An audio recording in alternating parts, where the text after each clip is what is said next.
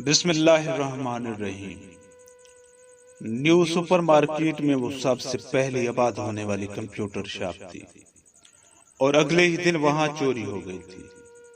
چور کمپیوٹر سمیت کاؤنٹر، کرسیاں، یہاں تک کہ بجلی کی تاریں وغیرہ اتار کر لے گئے تھے۔ دکان کا مالک نذیر احمد سر پکڑ کے بیٹھ گیا۔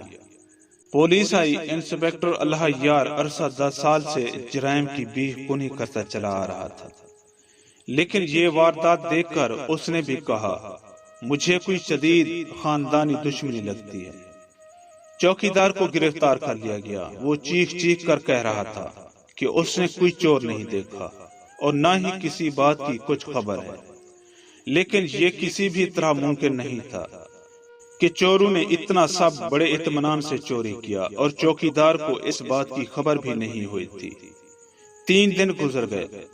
پولیس سر توڑ کوشش کر رہی تھی۔ چوکیدار کو اتنا مارا پیٹا گیا کہ اسے ہسپتال داخل کروانا پڑا۔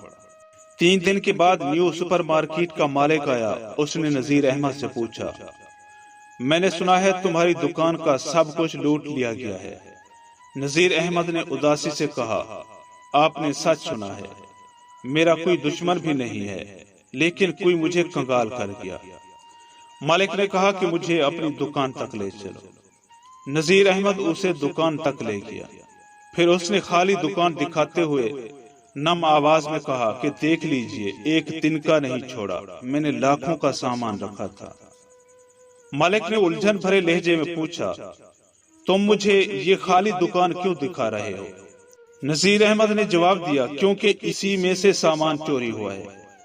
تمہارا دماغ خراب ہو گیا ہے کیا؟ مالک نے یکدم غصہ ہو کر کہا تمہاری دکان یہ نہیں، اس کے ساتھ والی ہے۔